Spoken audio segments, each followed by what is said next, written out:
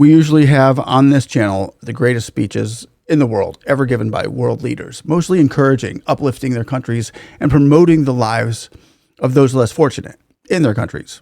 They're leaders that give faith-filled messages for their continent or their country, and we've seen the positive effects, the wisdom and understanding of nations elevate to a much higher level.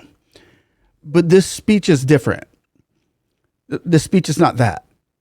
It's almost a polar opposite of what would promote a country and cause it to thrive. Now, we all know what terrorism looks like, but what does it sound like? When we see the effects that terrorism takes on the innocent, so many of us just fail to ask, what was the thought process behind this? What caused other people to act in such a manner where human life is taken? Where did they get this downloaded ideology? And who's providing that upload to their data bank? The upload that promoted such things to carry out death sentences on innocent people who probably have no idea what's happening or why. The term terrorist should really actually be called cowardice, because hiding with a bomb to kill innocent people or loading a gun to shoot down unarmed people, there's nothing terror about that. That's a coward. Straight up. So to all those cowards out there, why are you hiding if you're walking in the truth? Or why do your biddings with a mask in the dark if you're supposed to be walking in the light? Wait, I can answer that for you. It's because you're lying cowards. You're groups of jackals preying on easy targets, too scared to have the dialogue one-on-one because your ideology makes your anger turn into violence. You're like babies that when you don't get your way, you cry and scream and crap your diaper for someone else to wipe your tears and come clean up your sugar honey iced tea that you left behind. And when somebody bigger than you comes around, someone you can't bully or sucker punch, someone who's ready to take you on and has their weapons loaded and ready, you run and hide like a scared little insecure coward because you know why? That's what you are. And right now, I'm going to give those cowards a bit of advice, the best advice that they've ever gotten for this moment in time in their life. That advice is this: run. All right, ladies and gentlemen, well, here he is. This is the Pakistan Army Chief General, Asim Munir. He now in Pakistan, they say the Army Chief General has more power than even the president or PM or anybody in the whole country. This is the most powerful man of the country. Shortly after he gave this speech, a day later, maybe two, in Palagram, India, 26 people were massacred. Cold blood, killed by terrorists, cowards. And a lot of the experts are saying that this is the speech that led up to it. So when I was saying about earlier, what does terrorism sound like? It's probably not going to sound like what you thought it would sound like. And I'm going to go and play it. Humbled to see these sentiments that you have shown towards the armed forces. And I'm extremely grateful to each one of you for these sentiments and for these emotions that you have for us. Our sentiments and emotions for you, they're even stronger. You're not only the investors of Pakistan, you're of course the warriors, the soldiers of Pakistan. You are the light of Pakistan, which shines onto many countries of the globe. And the way that you are contributing for your country in the form of the remittances, investments through multiple channels, that show that how much of love that you have for your country. हमारे beloved जो overseas हैं, because आप एक different तहजीब में रहते हैं. Don't you ever forget that you belong to a superior ideology, a superior culture. I don't know about you, but to me, this guy sounds like a bad car salesman. Bad used car salesman. He's really just sounds like he's trying to puff people up. In what's he saying? What's he saying? And we realize when they say that, when he's saying that you are superior, you have a superior ideology than the rest of the people out there. If you look at the Christians, and I'm just taking the Christians for example, it's with the Hindus and the Sikhs as well.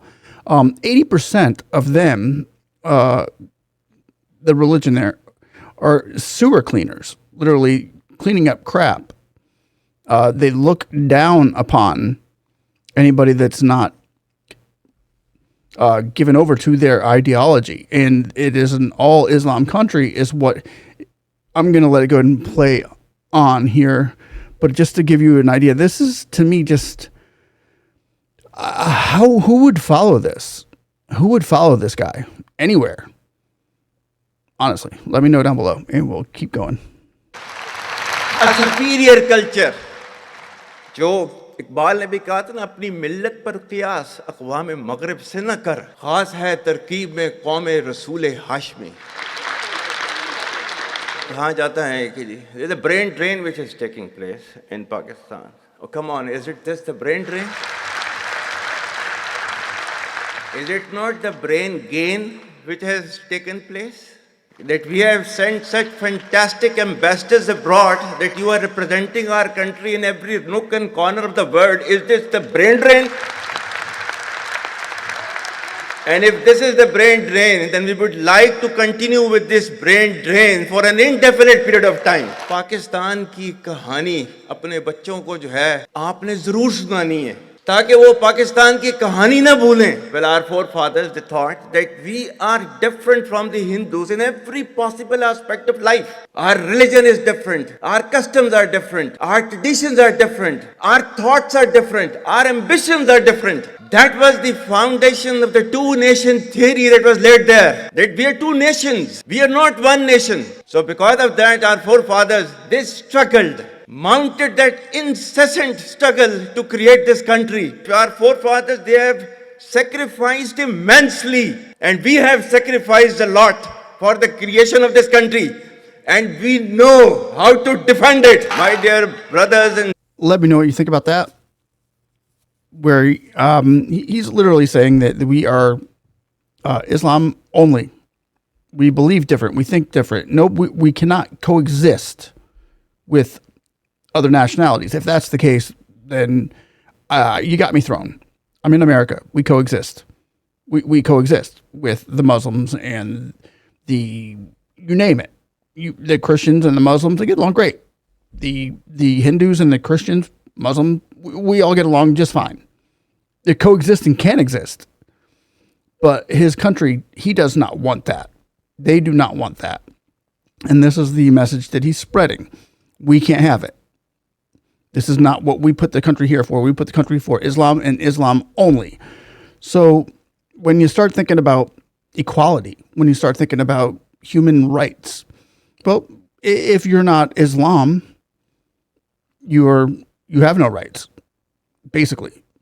And the ones that do live there that are Christians or Hindu or Sikh are persecuted. It's just, this is not, they can't coexist. He doesn't want to coexist when it's been proven that, well, you can, they just don't want to. So instead, enact terror on people. Anyway, let me know what you think down below and we'll continue this. And we know how to defend it. My dear brothers and sisters and sons and daughters, please don't forget this story of Pakistan. And don't forget to narrate this story of Pakistan to your next generation so that their bond with Pakistan, it never weakens. Whether it is the third generation or the fourth generation or the fifth generation, they know that what Pakistan is for them.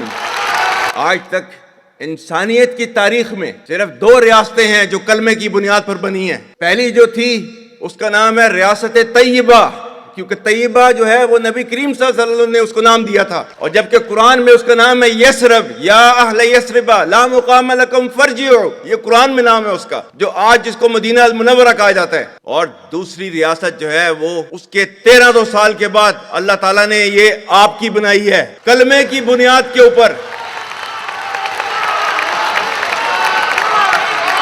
Whatever little bit of the terrorism which is taking place in the country, and the people say, and the people, they are mostly propagating that with this kind of security situation there won't be any investment coming to Pakistan. Well, to them, they must hear me very clearly now. You think terrorists, They can take away the destiny of the country from us. If this great Pakistani nation and the Pakistani armed forces, if 1.3 million Indian army with all their wherewithal, if they cannot intimidate us and they cannot coerce us, these terrorists can subdue the armed forces of Pakistan.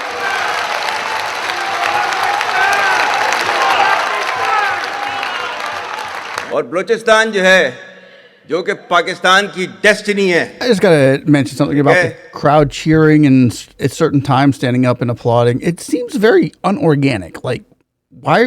I mean, doesn't it seem like it's not a natural like moment? Like they put that in there? I don't know, but just saying. Let me know what you're thinking about the video, and we'll continue. जो कि पाकिस्तान के माथे का झूमर है. तुम 1500 बंदे कहोगे कि जी हम इसको ले जाएंगे, तुम्हारी अगली 10 नस्लें भी नहीं लेके जा सकती. Inshallah, you will see that we will beat the hell of these terrorists very soon. Balochistan, you think this 1500 people belonging to BLA and BLF and BRA, etc., can take away Balochistan from us? We have those brave fathers that who proudly shoulder the funeral of their sons and take them to the graves. Pakistan will not fall. And for as long as we have those brave mothers that who proudly sacrifice their sons for the sake of the country, Pakistan will not fall.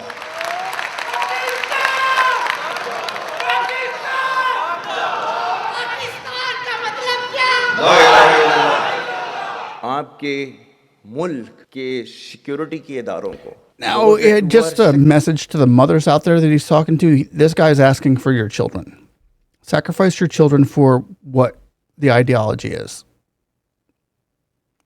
Literally, he's calling mothers to be birth an army that's willing to die for Islam. And, that's not why, it's not a good reason to have kids. A good reason to have kids is to live and have somebody to enjoy and to love and to cherish. But instead, it's taking that away from the mothers. I don't know. That's just a quick analysis on that. I know there's more to it, and he's probably got, a lot of countries do say that. Oh, have kids, so, your kids will fight for this country, and, a lot of kids grow up to do that. But to birth kids to do that, that doesn't seem reasonable to me. Let me know what you think.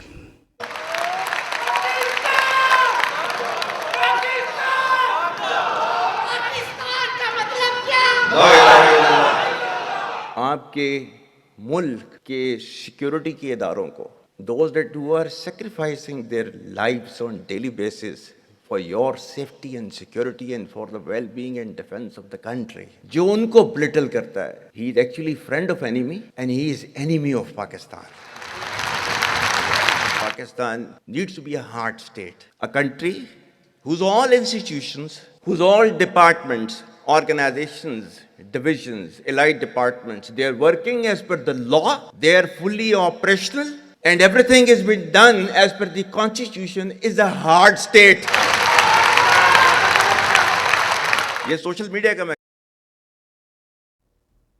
Just to put that into a little bit of perspective, when he's talking about the Constitution or any laws or anything like that, the army of Pakistan doesn't have a constitution. They don't abide by a constitution. They abide by the Quran. That's the strict law of the army is the Quran. That's their main, that's what they go by. They go by everything in the Quran. They don't go by what is written down by man or states or statutes or any new bills coming up that might have a change in society or anything like that. It's all, the Quran is the army. That's what the Pakistan army is, just to put that into perspective.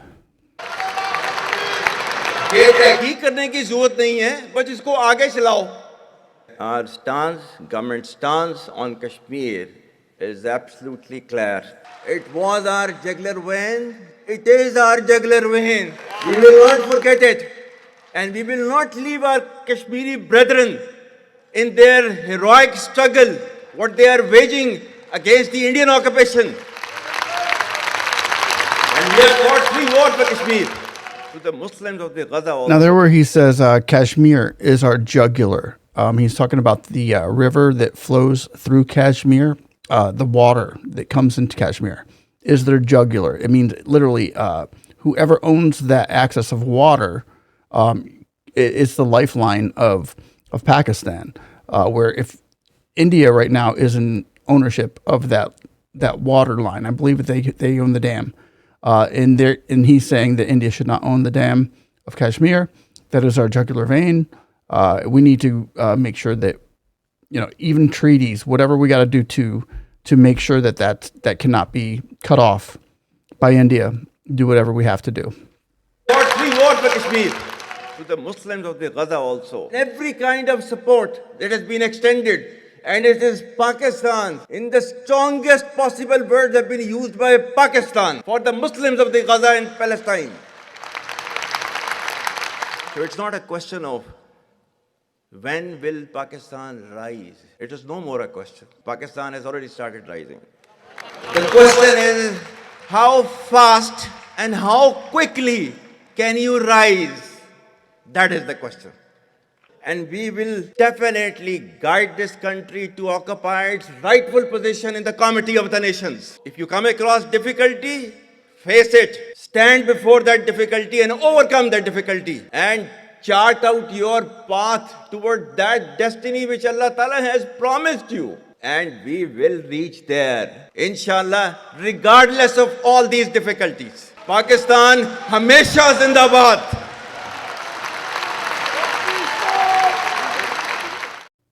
And there we have it, ladies and gentlemen. That is Army Chief General Asim Munir. He is the one who is in charge of Pakistan right now. To me, that didn't sound like much of an encouraging speech. It sounded kind of generic. It sounded like something that I couldn't wait for it to be over. If this is the captain that's leading the ship, you would think that, that's an easy victory for anybody to go up and battle them. Well, first of all, they have nuclear weapons, and you can't just go up and battle them. And many times you hear somebody talking like this just because they don't have a good dialect, that just because they sound like a used car salesman. It doesn't mean that he can't battle in war, because that's all they know. That's all he knows. So he's probably pretty good at that. So to take him, just to say, well, he's stupid, so he can't fight. I don't know if that's the right way to go, but now you know what terrorism sounds like, and probably a lot different than what you thought. And it was a lot different than what I thought. Let me know what you think about this, ladies and gentlemen. Our thoughts and prayers are with India right now and the victims, and our hearts go out to you and whatever India needs. And, America will be there for them in anything, and including destroying cowards. See you on the next one. Have a blessed day. Bye-bye.